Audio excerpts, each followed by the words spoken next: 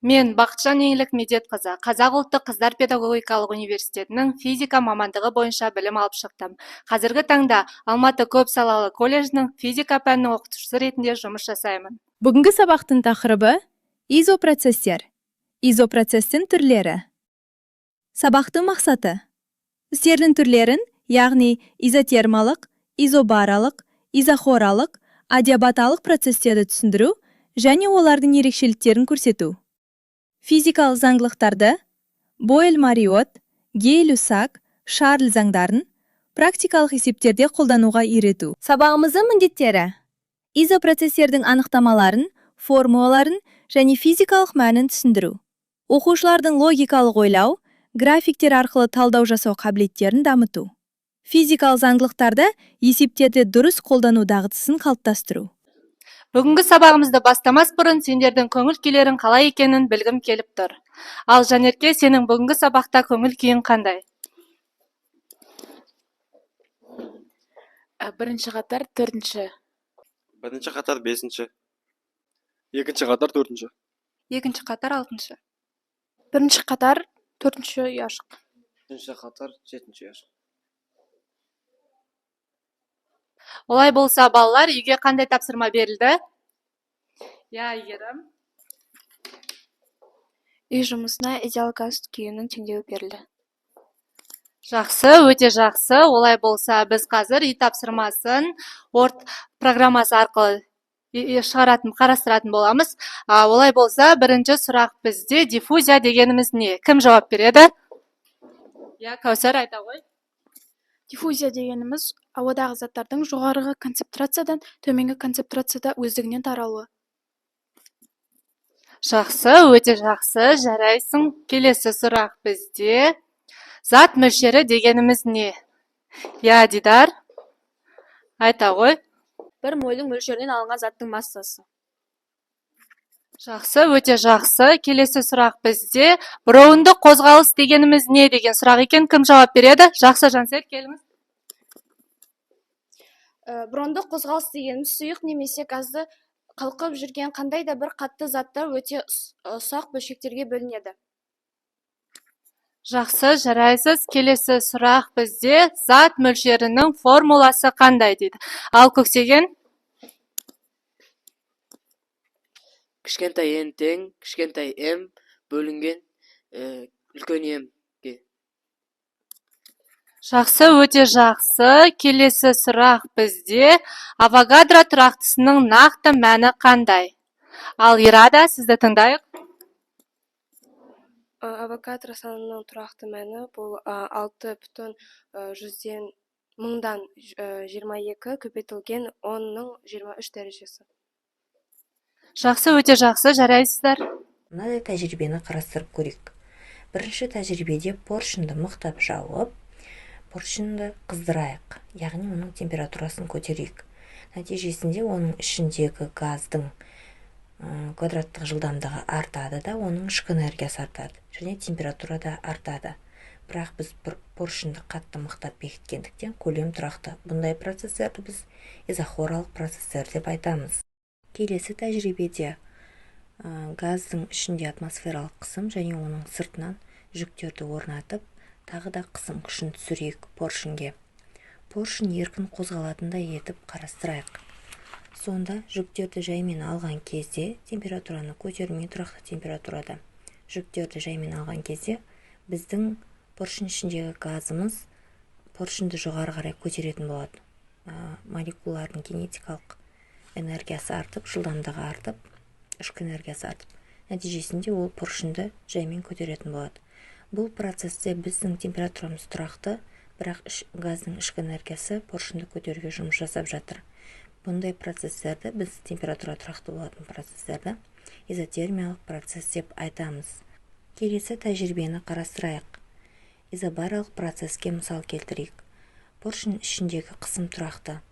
Поршынды газды ауыр поршынға орнатып, газдың температурасын көтерейік. Газ температурасы көтерілгенде оның ішіндегі молекулалардың жылдамдығы артады да, ол поршынды жоғары қарай қозғалысқа келтіреді. Бұл жерде температура мен көлем өзгеріске ұшырап тұр, бірақ қысым тұрақты. Изобаралық процесс. Енді балалар, сендерге бүгінгі тақырып түсінікті болса, ендеше сол бүгінгі тақырып бойынша жұмыс жасайық. Қазір бізде тақтада сәйкестендіру тапсырмасы көрсетілген. Бұл жерде А процесі мен В процесін салыстырмалы түрде қарастыратын боламыз. Дескрипторы тақтада көрсетілген. Ал енді сәйкестендірейік. Изотермалық процесс қандай шама тұрақты? Келіңіз, Асылхан. Иә. Өте жақсы, изотермалық процесс. Ал екіншісі изобаралық процесс. Келіңіз, Ерке. Жауап береміз. Бірінші. Изобаралық процесс көлем тұрақты. Жақсы, Еркенің жауабы дұрыс екен. Ал келесі кім шығады? Альбина, келіңіз.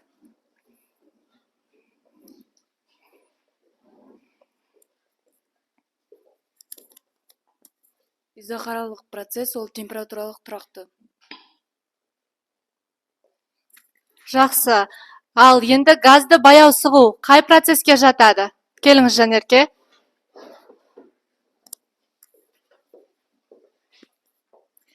Газды баяу сығу изобаралық процесс.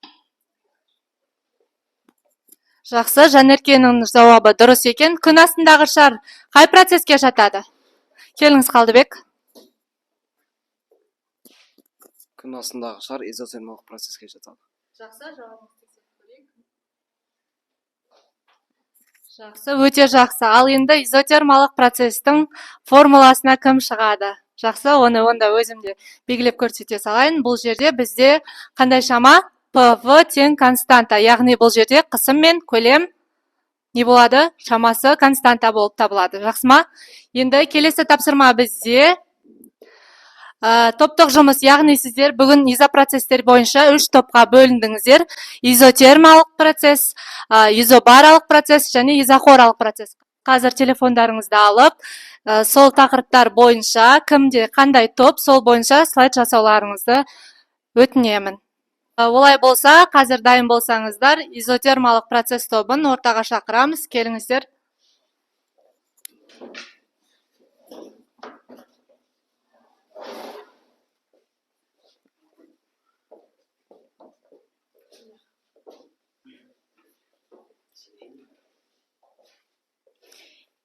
Изотермалық процесс 125 бара. Изотермиялық процесс температура тұрақты болатын өзгермейтін термодинамикалық процесс. Қай кезде болады? Газ өте баяу сығылса немесе ұлғайса және сыртқы ортамен жылу алмасуға үлгерсе. Негізгі формулалар және заңдар. Бойл-Матрёт заңы PF тең конст тұрақты болса, егер көлем артса, қысым азайса, егер көлем азайса, қысым көбейеді. Изотермалық процесс графигі гипербола түрінде болады. Қызықты фактыға келсек, изотермалық процесте газдың ішкі энергиясы өзгермейді. Жұмыс, жылу және мысалдар. Изотермалық процесте газ жұмыс атқарады, жылу алмасу болады, ішкі энергия өзгермейді. Өмірден мысалдар: газды баяу шприцпен тарту немесе итеру, ауа шарын жайлап үрлеу, поршендегі газдың баяу ұлғауы. Қорытындылай келе, изотермалық процесс температура өзгермей өтетін процесс. Бұл кезде газдың қысымы мен көлемі кері пропорционал өзгереді. Ішкі энергия өзгермейді. Сондықтан берілген жылу мөлшері толықтай газдың жұмыс атқаруына жұмсалады. Олай болса, қазір тақтаға изобаралық процесс тобын шақырайық. Келіңіздер. Ерке, мінеке ала ғой.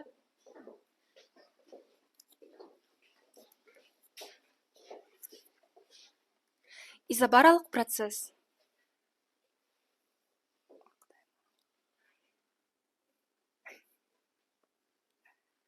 Изобаралық процесс деген не? Изобаралық процесс қысым тұрақты болатын термодинамикалық процесс. Бұл кезде температура, көлем және ішкі энергия өзгеруі мүмкін. Мұндай процесстер табиғатта және техникада жиі кездеседі. Мысалы, ашық ыдыста ауаның қыздырғанда.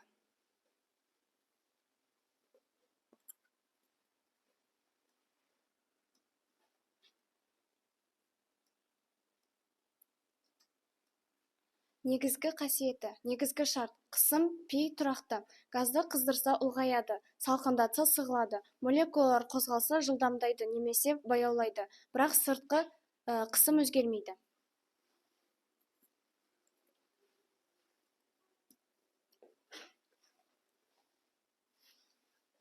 Гей-Луксак заңы. Қысым тұрақты болғанда газ көлемі температура пропорционал. В бөлінген Т тұрақты. Температура артса, көлем артады, температура төмендесе, көлем азаяды.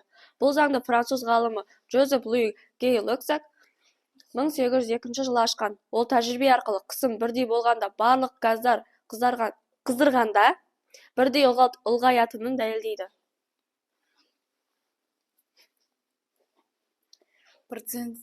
Процестің графигі. Қысым көлем графигінде изобарлық процесс көлемдені сызықпен бейнеленеді, себебі қысым өзгермейді. Ал температуралық көлем графигінде түзу сызық шығады. Тәуелсіздік сызықтық.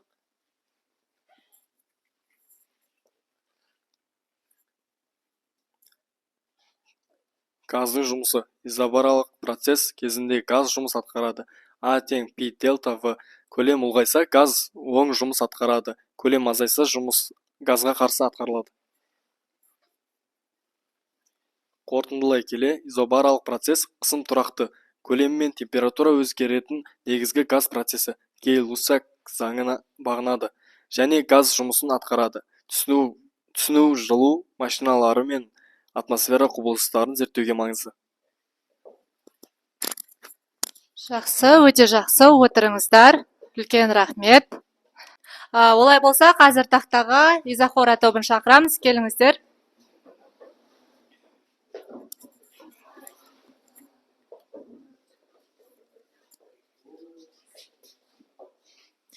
Изохора дегеніміз не? Изохора көлемі тұрақты болған процестердегі термодинамикалық өзгеріс. Қазақша изо тұрақты, хора көлем деген мағына береді. Бұл процесс кезінде жүйенің көлемі өзгермейді, сондықтан газ жұмысын орындамайды. Негізгі сипаттама: көлем тұрақты, V тең константа, жұмыс нөлге тең. Қолдану салалары: изохоралық жылу тәжірибелері, зертханалық камералар, кейбір жылу машиналарының ішкі қадамы.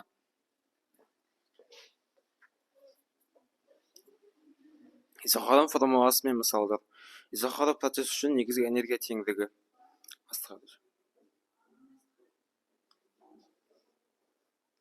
Мысал 1. Қапақталған ыдыс қақпақпен бекітілген ішіндегі газ қыздырылғанда көлем өзгермейді, ішкі энергия ғана өзгереді. Мысал 2.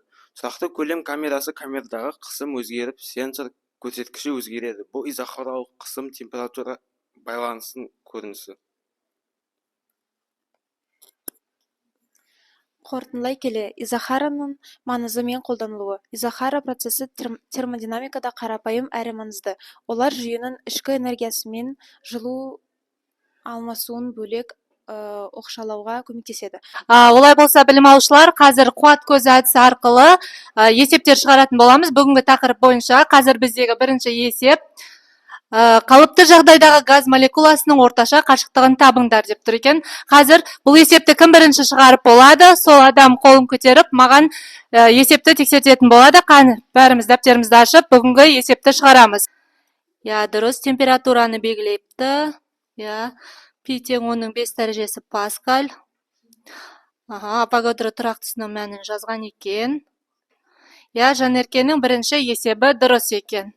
Су тамшысы 1,7 метр секунд орташа жылдамдықпен қозғалады. Тамшының радиусы оның -6 дәрежесі сантиметр. Ауаның температурасын тап деп тұр. Бұл есепті білім алушылар, қазір біз үйге жазып алыңыздар, үйден шығарып келетін боламыз. Тақтадағы есепті дәптерлеріңізге жазып алыңыздар. Қазір енді біз есепті жазып алған болсаңыздар, қазір біз бүгінгі сабағымызды, яғни изопроцестердің түрлері тақырыбындағы сабағымызды аяқтап, спиннер әдісін пайдаланатын боламыз. Ал бірінші сұрақ бізде изо сөзі нені білдіреді? Кім жауап береді? Ал Ерке? Изо дегеніміз грек тілінен аударғанда тұрақты, бірдей дегенді білдіреді. Ал келесі сұрақ бізде қазір қай процесте гипербола алынады деген сұрақ екен. Альбина, қай процесте гипербола алынады? изотермиялық процесінде алынады. Изотермиялық процесте жақсы гипербол алынады. Келесі сұрақ. Изохоралық процесте қаншама тұрақты? Ал Жанерке айта ғой. Көлем тұрақты. Жақсы, өте жақсы. Келесі сұрақ.